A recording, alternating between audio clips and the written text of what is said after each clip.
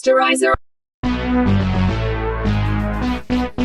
Sanibona kupart 85 la siqala khona eMickey's Tavern ngesikhathi kulo-Joe no-Edward. No-Esperanza zama ukubangena balamula kodwa wahluleka. Athi selanyuliwe lamadoda alwayo, u-Esperanza wayengayekeli ukuthuka u-Edward ukuthi uyisilima. Wathi u-Edward ngithe ehamba ekhaya wena, futhi lento ungaphinde uyigqoke le ngubo oyigqokile. U-Esperanza ehambe uphuma ngomnyango ethi ngingagqoka noma yini engiyithandayo ngeke ungilawule. Wathi esemzini kaRandall, uRandall wayesabuka lo nkosikazi wamakhelwane uThonya. Ngesikhathi ehleka uRandall ethi lolu hlanya lolu sekuwolwami. uRandall wathi ngifuna ukukubuka kahle. Ngesikhathi evula i-drawer lekhabethe wafika khona wakhipha ama-binoculars iy'popolo, wathatha lezo y'popolo wawumbuka kahle uThonya. Esembuka ngey'popolo ethi ngabe wenzani lapho uhlanya lwami. uRandall wathi esembukile isikhathi eside wasithi ngcono ngilikhumulele uhlanya lwami khona lizongibona. Ngesikhathi uRandall esekhumula izinto ay'gqokile ethi wenzela ukuthi uThonya ambuke kahle enqunu engagqokile. Eqhubeka nokukhumula uRandall ekhuluma yedwa ethi ngizokubukisa into oyithandayo-ke manje. Engasagqokile uRandall wafika wayoma ewindini wayiveza umzimba wakhe ngesikhathi ethwele izandla ekhanda. uThonya wama wabuka uRandall. uRandall wakhuluma yedwa wathi ya ngiyakubona uyayithanda lento oyibonayo. uRandall wabona uThonya eyithinta wathi nawe usufuna ukuyikhumula nibhebhe, khumula sibe nqunu sobabili. u-Esperanza wafika elethwe enye imoto eyayimthatha ebha. Ehla kuleyo moto u-Esperanza fica uSteven wayemlinde emzini wakhe. Ethi uSteven kungcono ngoba kade uphuza amathekile ubungadrayive imoto. Wathi u-Esperanza angiphuzi uma ngizodrayiva, mina bengiphuza ngoba ngingeza ukudrayiva. Wathi u-Esperanza ubuthi awuzi nje la ngoba uzobe uba busy. uSteven wahamba wathi u-Esperanza usuzovela uhambe nje kanjalo. Wathi uSteven angik-understand ufuna ngihambe noma ufuna ngihlale. Wathi u-Esperanza ngoba ufuna ngikuncenge-ke hlala-ke Steven. Wathi uSteven kodwa-ke ngisazohambisa ngendlela yami, mina ngizohamba mase ngizwa sekufanele ngihambe. Wathi u-Esperanza okay fine. u-Esperanza wahamba wongena endlini wathi Steven ngilandele uma ufuna ungilandela. Wahamba noSteven walandela u-Esperanza. Ngesikhathi bemile bepake ngemoto Duncan lapha babethunywe u-Edward ukuthi bazobulala uSteven. Bafonela u-Edward bamtshela ukuthi usengenile uSteven no-Esperanza endlini. Wathi u-Edward lesifebe simngenisile ngempela uSteven endlini. Wavuma uDuncan wathi nenze sure ukuthi niyayibulala le nja. Wathi uDuncan khululeka Edward sekushayela umsebenzi woclean. Wathi u-Edward ningakhohlwa njalo ukuthi ngithe kungabi khona ubufakazi obuzosolisa. Wathi uDuncan themba thina Edward. Wathi u-Edi ngizozwa ngani mase nimbulele. Endlini u-Esperanza babekhumula benoSteven baqhubeka nokwenza into yabo. Ngaleso sikhathi kwakhala iselfoni kaSteven. Wathi u-Esperanza ungayiphenduli wayithatha wayibhekisa phansi uSteven ifoni waqhubeka no-Esperanza. uRandall wafona efonela u-Alex wayiphendula ifoni u-Alex. uRandall watshela u-Alex ukuthi akalunguze ngewindi. Wathi u-Alex Randall ngizolala la kunasikhathi samagame akho. Wathi uRandall no lunguza nje kancane ngefastela uzobona lento oyithandayo. Wahamba u-Alex esewulunguza ewindini wabona uRandall emile enqunu. Wathi uRandall Alex ngingazi kuzobona ingane. Wathi u-Alex ngeke ukwazi manje, ingane ilele nezinye iy'ngane yilele, singakwenza lokho uma ngabe iy'ngane zingekho zisesikoleni. Wathi uRandall yazi ukuthi uBradley lo bezama ukusishisa nendlu yami yamathuluzi. Wathi u-Alex ya nami ngisole kanjalo. Wathi uRandall kodwa bebesebenzisana noMarcy ngoba uMarcy usethathe wadrive wami so ubufakazi bamakhamera kusenabo. Wathi u-Alex angisenandaba nezinto ezenzekile mina Randall sengifuna ihlule lento. Wathi uRandall nami sengidivosile manje Alex, ngiyazi vele noBradley usemalungiseleleni ukukudivosa sesizoba ndawonye. Wathi u-Alex Randall angikho emudini yokukhuluma ngalezi zinto mina. Wathi uRandall umsukwenze ngathi awuthandi ngoba ngiyazi ukuthi uyangikhumbula Alex. Wathi u-Alex into engizoyenza uRandall ngizovele ngivale ifoni manje. Wathi uRandall okay ngizokubona kusasa. Wathi u-Alex okay. Wathi uRandall sengijaha ukuthi kube kusasa wavala ifoni u-Alex. Nithe eqeda ngaleyo phone call uRandall wafona esefonela uLarry. Wathi uRandall namanje Larry usangizibile usavala ifoni kulungile kodwa ngizokufuna ngize ngikuthole, ngiyazi ukuthi ngizokuzingela ngize ngikuthole kanjani. Ethi angenziwa kanjalo mina Larry, kokuqala ngazi amahlazi akho angaziwa umuntu, uma uqhubeka nokungiziba kanje ngizoku-expose mina. Wathi ivula ifoni ukhulume nami uma ungafuni ngikufake enkingeni. Wavala ifoni uRandall. Aqeda ngaleyo phone call uRandall wahamba esebuyela khona efastileni wafica ukuthi uThonya usamile ubuke ewindini likaRandall. Wathi uRandall yangishilo ngathi uyayithanda lento oyibonayo. Ubuye wama noRandall wayivula ngesikhathi evezela uThonya umzimba wakhe. noThonya lapha emile ebuka uRandall. Wahleka uRandall ethi ngikubonile ukuthi awuthanda lo mzimba, ngisazokubona baby ngizokubonela eduze. Phambi komuzi ka-Ian kwafika kwazopaka imoto ka-Ian ngesikhathi uMarcy emile elinde u-Ian. u-Ian etshela uMarcy ukuthi uyaxolisa ngokuba late. Wathi uMarcy no akajahile ngaleyo ndlela. u-Ian ethi kade ifoni yakhe ithule imini yonke yini u-right Marcy? Wathi uMarcy no ngi-right. uMarcy wanikeza u-Ian okhiye bakhe wabonga u-Ian ethi u-Ian into sekumele ngiyoyikhetha manje ifinish. Wathi uMarcy kanti awunayo impahla yasendlini? Wathi u-Ian no, umuzi kade uthengile ubufully furnished wahamba nayo yonke into. Etshela uMarcy ukuthi ucela umkhethise ifurniture. Wathi uMarcy khona umngani wakhe amaziyo angamxhumanisa no-Ian asize u-Ian for ukukhetha ifurniture. Wathi u-Ian mina ngicela wena Marcy. Wathi uMarcy angizazi ukuthi ngithembeni okwamanje. Wathi u-Ian ngabe uneshow ukuthi u-right Marcy? Ngabe lesilimo ekuthiwa uRandall sisakuhlupha namanje? Wavuma uMarcy ukuthi usamhlupha. Wathi u-Ian ngingakwazi ukukusiza mina Marcy ukuthi uRandall ehlukane nawe phansi. Wathi uMarcy uma ungake wenze leyo nto ngingakukhipha out siyodla idina. u-Ian wabuza ukuthi uyangithembisa? Wathi uMarcy ngiyakuthembisa. Wathi uMarcy kuphi kokunye ozongikhokhisa ngakho? Wathi u-Ian wena ufuna ukukhokha ngani? Wathi uMarcy ungangibuza kanjani ukuthi ngifuna ukukhokha ngani ngoba umkhonyane wami engishade naye walala nomngani wami owumakhelwane wami baba nengane, then mina ngajikela kwindoda kamakhelwane wami, kodwa manje leyo ndoda ayingifuni ihlezi ikhuluma ngonkosikazi wayo lo wayithithele. So wena Ian ubuza mina ukuthi ngingakukhokhela ngani? Wathi u-Ian Marcy bengingasho ngaleyo ndlela mina. Wathi uMarcy okwamanje Ian njengoba ade ngikunikeza okhiye bendlu yakho awuku-enjoy umuzi wakho. Wathi u-Ian wakhuluma ngathi usuyahamba nje. Wathi uMarcy ngicabanga ukuhamba ngikhathele. Wathi u-Ian asithi ukuhlala kancane. Wathi uMarcy ngeke ngikwazi Ian njengoba ngisho ukuthi ngikhathele. Wahamba wavalelisa eseyemotweni yakhe uMarcy. Mase siya kaLushini babegeza izitsha benoNatali ngenkathi uNatali etshela uLushini ukuthi uyafisa sengathi uKheli use-right manje ayibanga yinhle lento yokuzama ukuthatha impilo yakhe. Wathi uLushini no, uKheli uzoba right uzodlula kule nto. Wathi uLushini uyamazi nje Natali ukuthi umngani wakho besedlule emzimeni obukhulu. Wathi uNatali even ngisho kunjalo nje angisoze ngacabanga ukuyibulala mina ngishiye ingane zami. Wathi uNatali ngiyazazi vele nami nginezami iy'nkinga, nginoJoey osejele nginey'ngane nazo. Ethi kodwa ngiyabonga i-support yakho Lushini ngesikhathi ekhisa uLushini emtshela ukuthi uyamthanda. uNatali wabuza kuLushini ukuthi ngingakwazi ukuyombona uKheli kusasa. Wathi uLushini ngeke ukwazi, ngisafuna ujwayele ukuspenda isikhathi noJustice ney'ngane la. uLushini weza kuvaleka kumnyango wemoto ngesikhathi ethi uNatali ubalo upaka ngemoto. Ethi uLushini ngisawubheka ngicabanga ukuthi lo Ian kade ngizama ukumfonela. Wathi ebheka uLushini ngaphandle wabona ukuthi uyena u-Ian ngesikhathi etshela uNatali ukuthi u-Ian ungenisa amabhokisi emzini wakhe omusha. Wakhipha iselfoni uLushini wafonela yena u-Ian. Wathi uLushini ngiyabuya Natali ngisawumbheka kade ziba ama-phone calls zami ngimfonela. Waphumela ngaphandle uLushini esazama ukuqhubeka nokufonela u-Ian. u-Ian wakhipha iselfoni yayiringa ngesikhathi eyibheka ebona ukuthi ufonelwa uLushini wavele wayiziba wayicishwa wayibuyisela ebhlukweni engaboni ukuthi uLushini uze emva kwakhe. Waqhubeka u-Ian wathatha lawo mabhokisi engenisa ngaphakathi. uLushini wama walinda u-Ian ngaphambi komnyango wakhe. Ngesikhathi esethi uyaphuma u-Ian wethuka mayibona uLushini emile. Wathi uLushini oh manje Ian usuwenza kanje usuyangiziba mangifonela. Wathi uyaphika u-Ian wathi uLushini kade ngikubona manje bengila emva kwakho. Wathi u-Ian no bengizokuphendula bengisathutha amabhox. Wathi uLushini no usumuva ini emzini wakho umuva ebusuku kanje? Wathi u-Ian no ingoba bengisebenza ama-late hours. Wathi uLushini kodwa ngisole ngathi ubufuna ukumuva ini sengilele khona uzokwazi ukungiziba kahle njengoba ungiziba nje. Wathi u-Ian uqonda ukuthini Lushini? Wathi uLushini ubuzibe ama-phone calls zami ngikufonela imini yonke ungangiphendula. Wathi u-Ian bengisenkantolo mina emini. Kwenzakalani Lushini? Wathi uLushini ungangibuza ukuthi kwenzakalani ngoba uyazi ukuthi bengifuna ukukhuluma nawe about uKheli. Wathi u-Ian ngakutshela nje Lushini ukuthi ngeke ngikwazi ukurepresent uKheli. Wathi uLushini awuzami nokumsiza umuntu esezame ngisho ukuyibulala. Wethuka u-Ian wathi ubesezame nokuyibulala into yanini-ke leyo. Wathi uLushini yawo beseyihenge ngentambo uKheli and yimini umuntu engiyisikile leyo ntambo. Wathi u-Ian ngiyaqala ukuyizwa leyo nto bengingakaze ngiyizwa. Wathi uLushini wena ucabanga ukuthi ubengeke ayenze uKheli leyo nto? Wathathelwa yonke imali yakhe ebhenki, wahlukunyezwa indoda ebekubuye imvukele ebhutini yemoto yakhe iphantshisa amasondo emoto yakhe wagcina seyidubulile wayibulala. Phezu kwalokho iloya engiyithembayo esenzelana naye ama-favors ekufanele ngabe iyangisiza izongithumelela umfana omncane olingana nendodana yami uJoey. Wathi u-Ian kodwa loya mfana uyawazi umsebenzi. Wathi uLushini loya mfana omncane akakabi yiloya isiqeqesheke njengawe Ian. Wathi u-Ian njengoba ngikutshela Lushini ngeke ngize ngikwazi ukurepresent uKheli. Wathi uLushini yilokho kanye-ke vele okukwenza ukuthi ube yiloya eliqeqeshekile ngoba vele awunandaba nomunye umuntu nezinto ezenzeka around wena. Sala kanjalo Ian emzini wakho omusha u-enjoy ubusuku bakho bokuqala emzini wakho omusha. Sengiyahamba ngeke uphinde ungizwe ngikubangela isicefe. Ethi futhi asikho isidingo sokuzongena emzini wakho ohamba ngobumnyama. Wasuka lapho wahamba uLushini washiya u-Ian wayemile ngenkathi ethi u-Ian uzama ukummemeza wayethulela uLushini wahamba. uLushini wabuyela endlini ethi abanye abantu abananembeza. Wathi uNatali akafuni u-Ian ukurepresent uKheli. Wathi uLushini akanandaba u-Ian uhluleke noma ngimtshela ukuthi uKheli ubezama ukuyibulala. Wathi uNatali Lushini ngiyakwazi ukuthi unayo imali. Wathi uLushini Natali ngiyakwazi uma usufuna ukuqala ukukhuluma ngey'mali zami yisho lento ofuna ukuyisho. Wathi uNatali ngisho ukuthi uma ukuthi ufuna ukumsiza uKheli mhlampe ngakwesey'mali zakho ngiyacela ukuthi uqale ukhulume nami kuqala. Ngiyazi ukuthi akuzona iy'mali zami yezakho kodwa ungazisi ngoba ngiyacabanga ukuthi uyakhumbula ukuthi nathi siney'ngane. Wathi uLushini khululeka, lokho ngiyakwazi, as long ngizokwazi ukusiza uKelly lokho ngeke kulimaze thina ney'ngane. uBradley wangena ngesikhathi efica uMarcy yambuza ukuthi ngingakwazi ukuzohlala eduze kwakho, wavuma uMarcy. Wabuye uBradley wazohlala eduze kaMarcy watshela uMarcy ukuthi Marcy, ngiyaxolisa ngokuthi ulahlekelwe ingane. Wathi uMarcy mhlampe bekungadalelwanga ukuthi iphile. Wathi uBradley akukwazi ukwenzeka kanjalo ngoba lento kube amabomu kaRandall. Wathi uMarcy kodwa kuyangijabulisa ukuthi sengidivosile naye. Wathi uBradley nami soon ngizodivosa no-Alex. uMarcy wabuza ukuthi uke wakhuluma naye u-Alex. Wathi uBradley sake sayikhuluma leyo nto kodwa amaphepha edivosi uzofayinelwa ezokusasa and uzowasayina u-Alex. Ethi uBradley mina okungisalele ukuthi ngithole iloya right. Wathi uMarcy nami indlela engangimthukuthelele ngayo uLarry kanti ekugcineni vele uyiloya right wakwazi nokwenza uRandall ukuthi asayine amaphepha. Wathi uBradley kuzomele unginike inamba yakhe ngimfonele noma ngizofonela i-boyfriend yakho. Wathi uMarcy kade ngikutshela Bradley ukuthi akuyona i-boyfriend yami u-Ian. Wathi uBradley kodwa uyakufuna. Wathi uMarcy maningi vele amadoda angifunayo. Ethi wena Bradley kuphela ongangifuna. Wathi uBradley nami ngiyakufuna nje Marcy. Bengicabanga nje ukuthi u-Alex mayesesayine lama-divorce papers ngoba nawe usudivosile sivele sithandana. Bathe besakhuluma ngalokho wakhala iselfoni kaBradley ngesikhathi Bradley ibuka ethi u-Alex lo fonayo. uMarcy etshela uBradley ukuthi ungayiphenduli. Wathi uBradley usefona okwesi-10 manje kungenzeka ukuthi kuphathelene ney'ngane. Wayiphendula uBradley ifoni. Wathi u-Alex kade ngizama ukukufonela. Wathi uBradley yawu usungitholile ufunani Alex. Wathi u-Alex bengifuna ukukutshela ukuthi uPeter uphethwe umkhuhlane mawukuthi uyamqinisa ngizomhlalisa ekhaya angayi esikoleni kusasa. Wathi uBradley okay yilokho kuphela. Wathi u-Alex okunye bengifuna ukukutshela khona Bradley ukuthi ngiyaxolisa nokuthi iy'ngane ziyakubuza ukuthi uzobuya nini ekhaya. Wathi uBradley okay tshela iy'ngane ukuthi ngizoyibona esikoleni ngizokwazi futhi ukuyithatha from esikoleni ngiyidrophe off ekhaya. Wathi u-Alex uzokwazi nokungena ngaphakathi ubasize nge-homework. Wathi uBradley uyakwazi nawe ukuzenzisa iy'ngane i-homework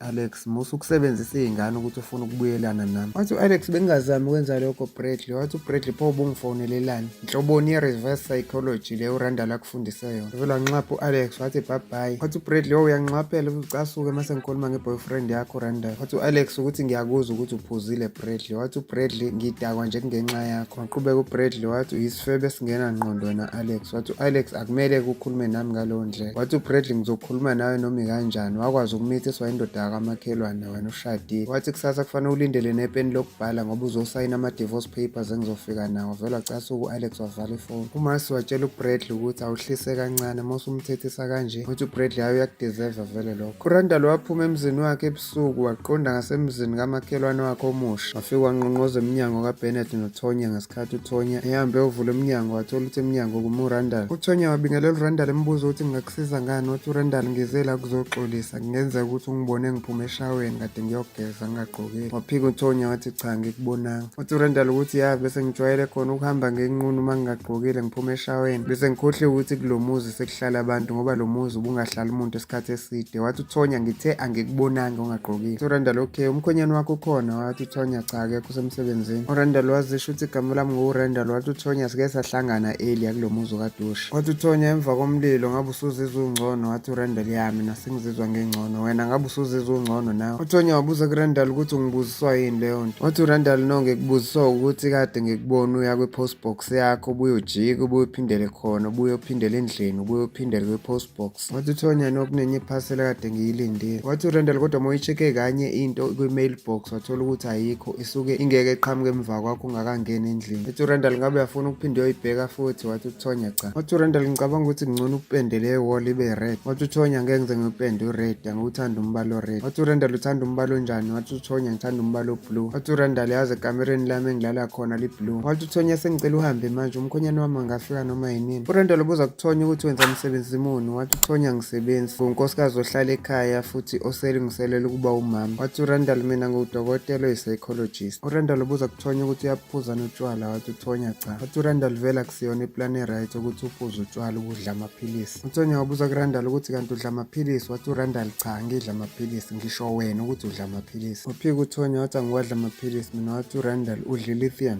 Wathi uTonya ngiyabonakala ukuthi khona amaphilisi engiwaphuzayo. Wavuma uRandall waphika uTonya wathi uma ukuthi ubona amaphilisi anjalo bekuwawenja yami. Wathi uRandall khona inja niyifuyile la. Wavuma uTonya. Wathi uRandall uyibize ngiyibone ngoba angikaze ngibone nja mina la ekhaya. Wathi uTonya ayikhona samuya wenze ngathi uyibizisa inja. Wasethi uTonya ngeke uma kufika umkhonyane wami ungafika mhlawumbe uzokhuluma naye mina ngeke ngisakwazi ukukhuluma nawe. Wathi uRandall yazi usakhuluma ngomkhonyane wakho kufanele wenze sure ukuthi umkhonyane wakho Mkhiela la endlini. Wabuza uThonya ukuthi usho ukuthini, wathi uRandall sinenqwaba yefebe kule ndawo esezwaqedile amadoda abantu ziwantshontsha. Ethi njengalesi kade ukhuluma naso ngalela langa esiwumakhelwane, amathanga sihambe siwavulela noma ubani. Kube yilesi singale kwaloya muzi futhi naso ngesizwe siyishiya indoda yakho. Bese kuthi lesi sakule ndle engale engathi yelo naso sabulala indoda siboshiwe-ke ejele. Bese kuba yisale yandle engale ekugcineni kuloya muzi-ke kuneyimanga sekushona abantu ababili nje kulo nyaka belandelana. Athi uRandall into engingaku-advise ngayo nje ukuthi nizame ukukhiya ama-windows, nivale iminyango, nenze sure ukuthi aniphumeli ngaphandle mase kuthe ukuhlwa, ngoba le ndawo enithenge kuyona umuzi inobungozi kakhulu. UThonya waxosha uRandall wathi sesikhulumile kwanele manje ngasikhathi evala iminyango. Ethi uyakhuluma uRandall wamkhiyela ngaphandle uThonya, wathatha iselfoni uThonya wafona. Ethi uzama ukufonela umkhonyane wakhe uBennett. UThonya wayesefuna ukukhala angabanje ifoni kaBennett. UThonya wavela wahlala phansi wakhala. uRico wafika esibhedlela sasetshela ngesikhathi ezoncenga unesi ukuthi ucela ukubuyela kuKelly. Wathi unesi ngeke Ricky ngisakuvumela ukuthi ubuyele laphana. uRico wathi uncenga unesi wathi ngathi unuka notshwala nje uphuzile Rick. Wathi uRicky ngiyakucela just ukuyokhuluma naye. Wathi uRicky ngiyakucela Patricia usalsongivumela nje. Wathi uPet inikeza $100 nama-Powerball ticket awu-2. Wakhala uRick uthi awuPet usungazongikhokhisa kangaka. Wathi uPatricia yilokho nje ngifuna ungikhokhise khona. Wavuma uRick uthi hayi okay ngizokuthengela. Bavumelana ukuthi uzomnika lo $100 nama-ticket e-Powerball amabili. Wahamba uRick eseyobona uKelly. Wangena uRick wathatha kakhulu uKelly ukuthi uzofunani la wena. Wathi uRick ngizoku-check-a Kelly. Wathi uKelly bakhona abantu abangangi-check-a wena umuntu wokugcina ungangi-check. Wathi uKelly uzofunani la umthetho wakho. Wathi uRick ngizokutshela ukuthi ngiyaxolisa. Ethi ngoba udaba lakho kwakufanele ngelibuke both side. Wathi uKelly lokho ngeke kusasiza ngalutho already usefile uTravers nami sengiboshiwe. Wathi uRick ukuba umdubulanga Kelly uTravers wayengeke azayeke ukukuhlupha ayezoqhubeka kulandela. Wathi uKelly ukwazi ngani lokho Rick? Wathi uRick no ukuthi ngiyabaza abantu abafana noTravers ukuthi abayiki. Wathi uKelly ngiyazi ukuthi uTravers wabulala uRamsey wangisulela ngecala lokuthi mina ngabulala uRamsey. Angizange mbulala uRamsey. Waqala lapho futhi uTravers wahlukumezana nami wabhizi phansi phezulu ehlohlana nendodana yami eyigqisha bonke ophoyizini emqondweni bakhe. Ethi uKelly ngangeke ngikuvumele lokho ngujustice wami. Wathi uRick khululeka Kelly ngizokwenza konke okusemandleni ukukusiza. Wathi uKelly usu-late manje. Wathi uRick khululeka Kelly angikho late. Wathi uKelly njengoba ngisho ukuthi u-late mina ngizoboshwa la impilo yami yonke. Besakhuluma kwangena unesi lokuthiwa uPatricia watshela uRick ukuthi isikhathi sakhe sokuvakasha sesiphelile manje. Wathi uRick ngisazobuya ngizoku-check-a Kelly. Wathi uPet lutho ngeke uzobuye la Rick. uLarry wayekhuluma nefoni ethi sithandwa sami ngisela e-office kodwa ngiyeza lapha ekhaya. Wathi uRandall ngisona isithandwa sakho mina usukhohle ukuthi nginanenamba yakho private. Wathi uLarry Randall mngani wami ngiyakwazi ukuthi unayo i-private line yami. Wathi uRandall ungangibizi ngoRandall my friend mina. Okokuqala ubuzima ama-phone calls zami sengizama ukukufonela imini yonke le. Wathi uLarry ngeke uzokukholwa ukuthi bengivalelwephi uRandall mngani wami. Wathi uRandall anginandaba ukuthi ubuvalelwephi ngoba okokuqala ungenza isilimo ngisayinisa ama-divorce papers ungavumelananga nami. Wathi uLarry angikwazi ukuthi ukhuluma ngani Randall. Ethi angikhumbuli mina ngisayinisa amaphepha mhlawumbe into esayenza sidakiwe le. Wathi uRandall ngiyeza lapha e-ofisini lakho. Wathi uLarry sengizohamba mina Randall. Wathi uRandall okay kulungile ngizofika emzini wakho. Wathi uLarry ngaba into e-right leyo ngoba nonkosikazi wami ngiyacabanga uzosiphekela into e-right sikwazi uku-catch up njengabangani. Sesathi hello uLarry wathola ukuthi uRandall seyivalile ifoni. uSteven waphuma embhedeni nkathi uEsperanza embuza ukuthi uphuma uyaphi manje. Wathi uSteven sengiyahamba ngekhaya. Wathi uEsperanza uhambelani manje bengicabanga ukuthi kuzohamba ngomthetho wakho. Wathi uSteven yakuhamba ngomthetho wami ukuthi mase kuthi angihambe sengiyahamba. Wathi uEsperanza okay sisobonana kusasa emsebenzini. Wathi uSteven manje ngeke ukwazi ukuzokhiya emnyango. Wathi uEsperanza uma udonsa kakhulu uzoyikhiyekela wona ngaphakathi. Wathi uSteven okay wavalelisa kaEsperanza wahamba uSteven. Wathi uphumela ngaphandle uSteven wathola ukuthi ulindwe izigebengu zika-Edward ezayihleli emotweni zimlindile ngoba wathi qhamuka zaphuma emotweni sezimhlangabeza.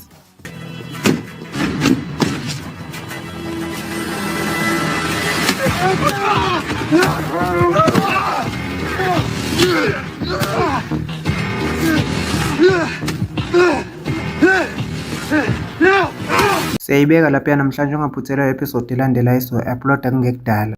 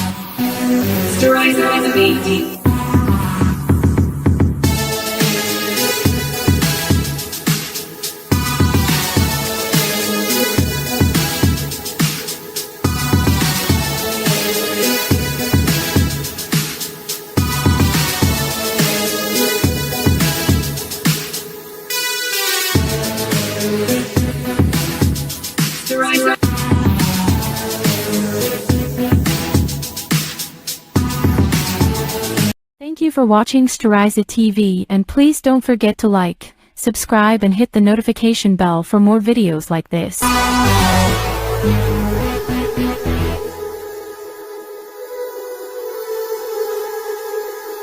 Storiza on the beat.